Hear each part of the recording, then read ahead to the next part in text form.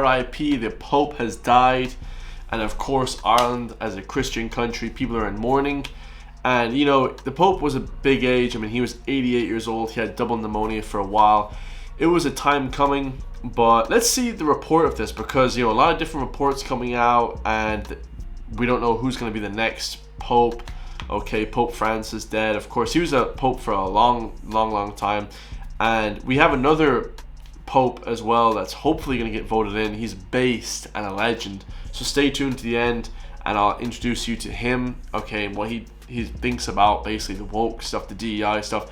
He's more of a right-leaning conservative Pope. So it's going to be crazy, guys. Crazy times, you know, of course, because of Trump, the whole spiritual landscape of the world has changed, and, you know, people are starting to act accordingly. So let's see what happened to the Pope. All right, we're going to bring you some breaking news just coming into us now here in Al Jazeera, that Pope Francis, the first Latin American leader of the Roman Catholic Church, has died.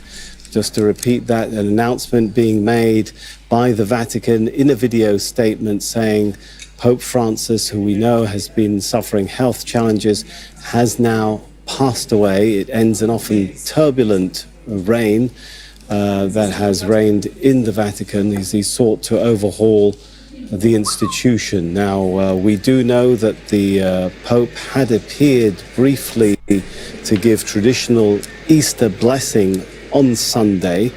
He appeared. Yeah, it's funny he died just after Easter, the day. So he died Monday, which is today. And then Easter Sunday was obviously the day Christ is risen, Christ is king, and all that type of thing. So very sort of religious and spiritual. From the balcony of St. Peter's Basilica in front of crowds there. And that appearance followed a brief meeting with the US Vice President J.D. Vance.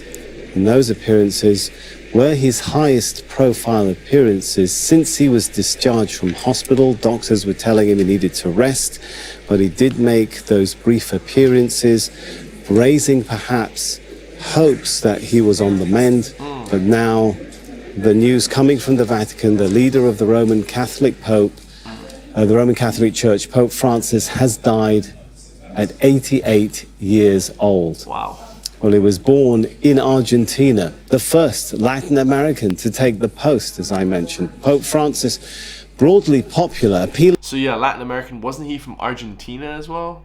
So to both conservatives with his orthodox views on religious doctrine and reformers with his liberal views on social justice. Sonia Gallego takes a look back at his papacy.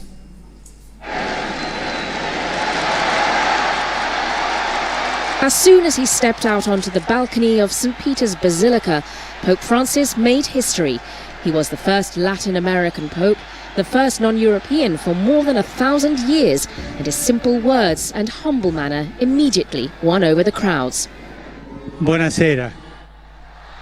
As Cardinal Bergoglio, the Archbishop of Buenos Aires, he had witnessed firsthand the hardships faced by the poor, and from the start, the new Pope showed the world the humble side of the papacy.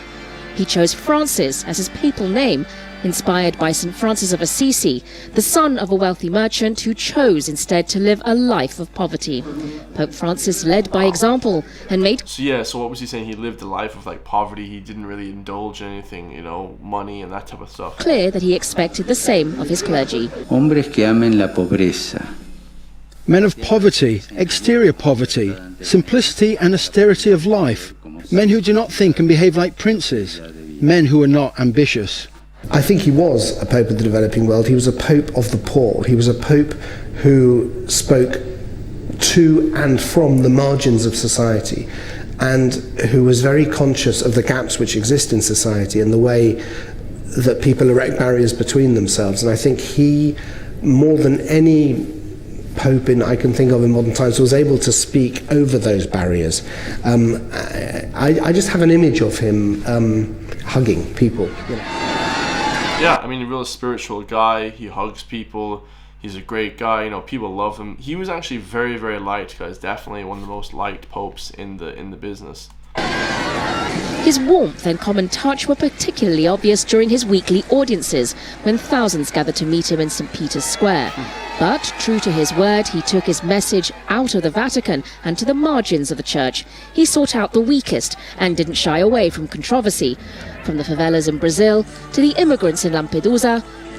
The exclusion of migrants is scandalous. Indeed, it's criminal. And the separation wall in the occupied West Bank. His popularity extended well beyond the Catholic world. So what was he saying there? That he loved the immigration? Of the church. He sought out the weakest and didn't shy away from controversy. From the favelas in Brazil to the immigrants in Lampedusa. The exclusion of migrants is scandalous. Indeed, it's criminal. And the separation wall in the He's a good guy. occupied West Bank. His popularity extended well beyond the Catholic world. He graced the cover of Rolling Stone and was chosen as Time magazine's Man of the Year. Wow.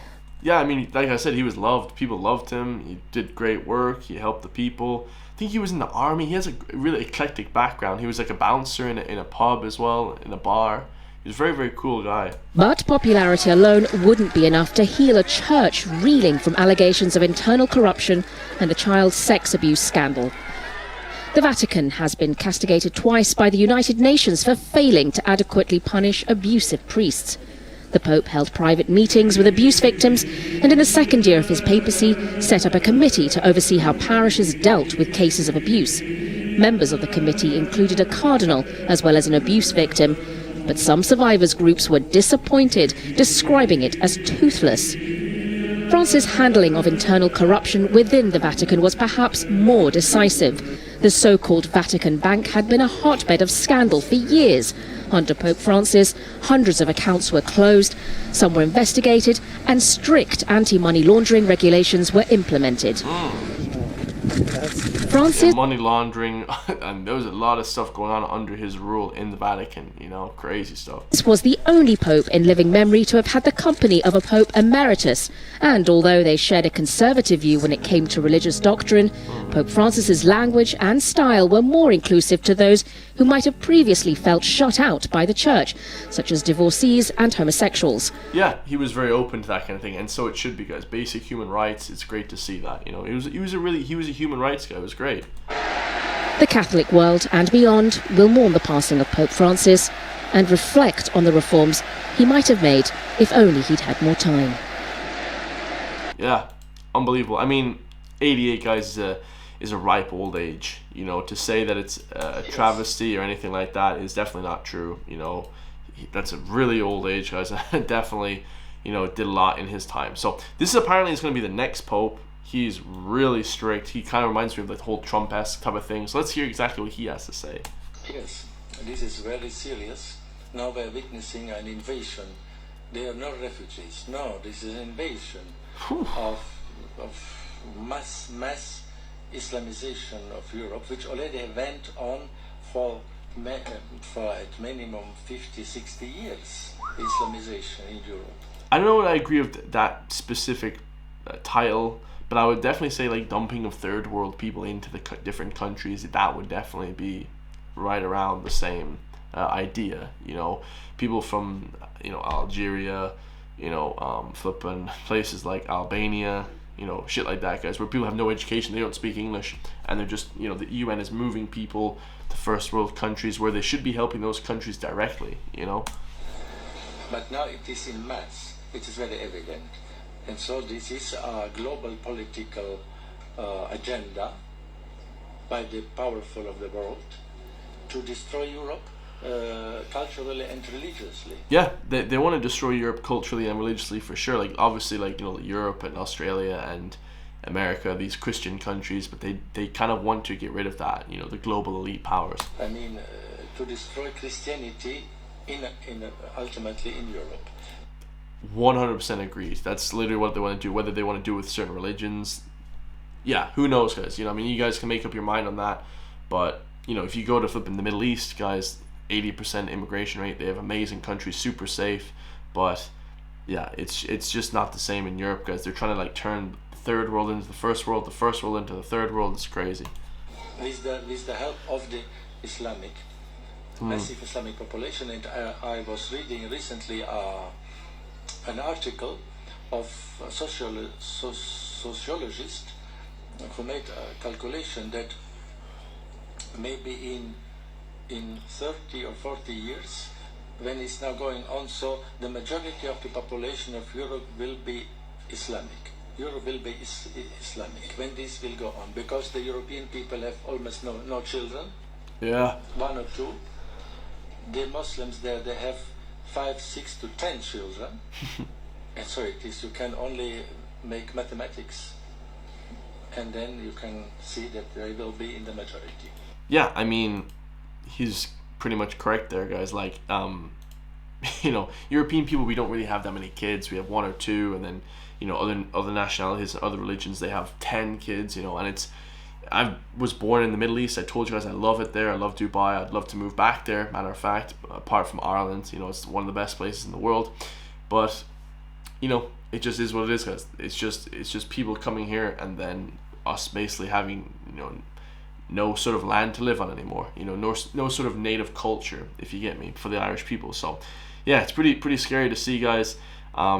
It is a global agenda to destroy Europe culturally and religiously, and also America. But I don't know would it happen too much in America per se, but definitely in Europe, guys. So let me know your thoughts. Like, comment, subscribe, and I'll see you all in the next one, guys. Peace.